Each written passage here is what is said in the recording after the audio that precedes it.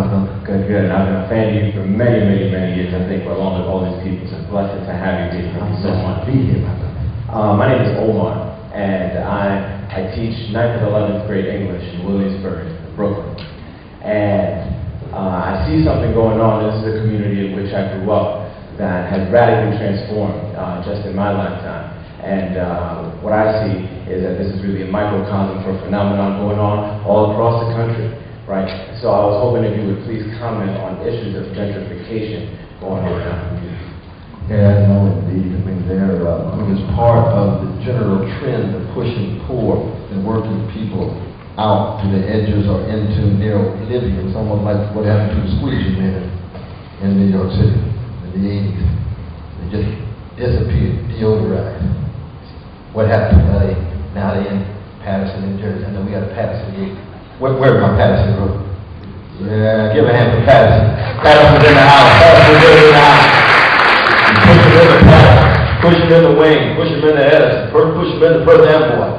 What happens there? They still catching hell there, but they're more invisible. So you deodorize Times Square for your international tours. So capital can come in and make big money. Same is happening, of course, when it comes to housing. It's part of corporate development, corporate expansion, given the patterns of real estate development in the country. And of course, this is very difficult to stop. But the question is, there ought to be some kind of negotiation so when they come in, they're not only sensitive to the folk that are there, but they're also willing to give something up. In whatever form it takes, it depends on the nature of negotiation between the folk there and those corporate entities that are coming in with real estate development, pushing the rates up, rents up, mortgage up, and pushing poor and working people out. But this has been happening around the country. They say Harlem now no longer as chocolate as it used to be. Absolutely. And it's not just a matter of race, as we know, because you got black middle class, you got brown middle class, yellow middle class as well. Not too much red middle class. So let's never forget about our indigenous brothers and sisters. Never forget about them. It's their land and their babies that the whole Democratic Project began. Subjugation. But in part, it has to do with the same kind of struggle in the context of real estate. Appreciate the question. Yes, go ahead.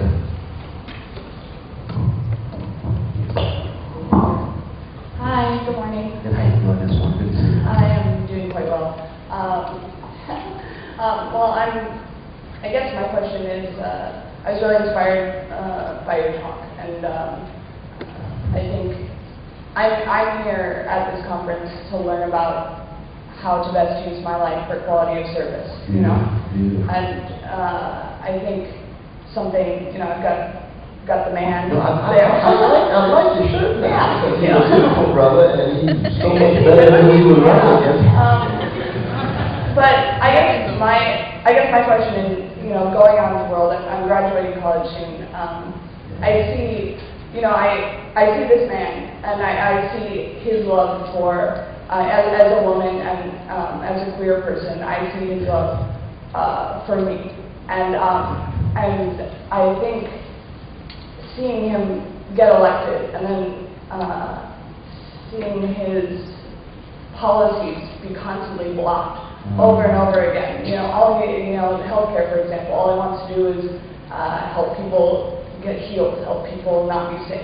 And that's constantly blocked. And I feel that frustration. I feel that frustration in my own activism. And so I guess my question is, with my quality of service, with, you know, this room's quality of service, if we were to continue in the system that we're in, the system, the American government system, the capitalist system, working within it, I feel frustrated, and I feel that there's been so many years of pushing that system and trying to work within that system and constantly being blocked.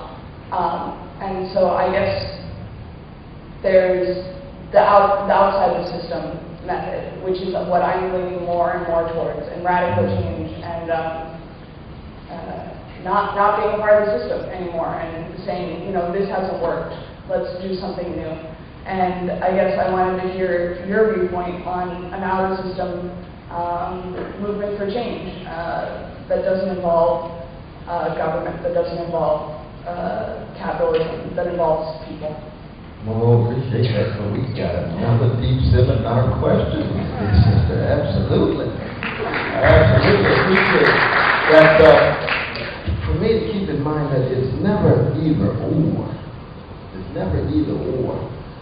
Which means that at the moment we have to concentrate on putting pressure from the outside because we've got our candidate on the inside, but he tends to too often tilt toward the strong rather than the weak.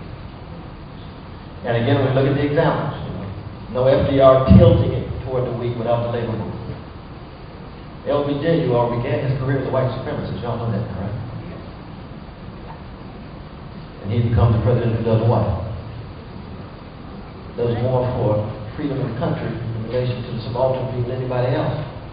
Change of mind pressure, called the Black Freedom Movement. But the Black Freedom Movement had who? A whole lot of non-black folk in it. Students 1964 went down to Jim Crow, Mississippi. Some of them were killed. They were disproportionately Jewish students too. Put pressure on FDR, on LBJ. That's what Barack needs right now. So that, for me, it's not either war. I would never say that we don't either want to meddle with government or don't want anybody in government and so forth. We need to have progressives in there. Now, if, for example, in the Senate we had 5 more Russell Feingold, that's worth breakdancing for. But you only got 1. Paul Wellstone, we lost a little while ago. He was our dear brother. Very close to us. We should never forget it. We need more. We want to see what happens in Illinois. In fact, that part of this gathering that we have is connected to the activating of the black base in Illinois for the election that's taking place there. Now, I do want to say this, though, in regard to my queer brothers and sisters, that day of election that so many of us celebrated, I also mourned because of Proposition 8 in California. We had to keep track. 2 steps forward on one front, 3 steps backwards on another front. And homophobia is an evil. It's as evil as white supremacy and male supremacy and anti-Semitism and anti-racism. It's not something to be negotiated, it's not something to be calculated and so on. And so also I would put pressure on him in that regard, not just regard to the military. Equal rights across the board. And say, oh, it's not workable. We not only are concerned, like most politicians, with cutting deals, we're concerned with taking stands. And there's a relationship between taking a stand and then cutting a deal. But oftentimes in government, including presidents, constant politicians, they've got to cut deals all day, all night, and after a while they forget what it means to take a stand. That's the difference between a Lincoln, an FDR, and a Bill Clinton. Bill Clinton is a brilliant, charismatic, consummate politician with deep opportunistic proclivities. That's why he's not Lincoln. Lincoln, consummate politician, prudential, calculating, but he learned how to take a stand. FDR learned how to take it. FDR, go back to his Harvard College classmates. You all are economic royalists. That's right. We are your enemy. That's a compliment. Thank you. Could you please pass the tea? That's FDR. He didn't start off like that. He started off talking about a balanced budget. The brother changed. People change. LBJ the same way. People change. And they change when the sleepwalking slowly shatters and awakening takes place. So that I don't want to imply in any way that I'm against working excitement. We've got to put pressure on the outside, and there's going to be a whole host of forces that do that. There will be revolutionary forces, for example. Now, your Democratic Socialists of America, we have a debate. Are we revolutionaries? Are we reformers? Now, for me, there's continuity between the two. In certain contexts, I'm more contextual. I'm for reform. Because revolution will get some folk killed and crushed with no results. In other contexts, there might have to be some serious revolutionary activity. You know why? That's the only option, the last thing. If I was in South Africa, I would have joined the Spirit of the Nation under Nelson Mandela. I'm a Christian but not a pacifist. I believe in just war. I'm fighting against a gangster named Hitler. Last resort, got to fight. Got to fight. America in that situation now? No, we got far removed from that. So we have some revolutionary energy behind the reformist moves, putting that pressure on. Now, from the vantage point of our right-wing brothers and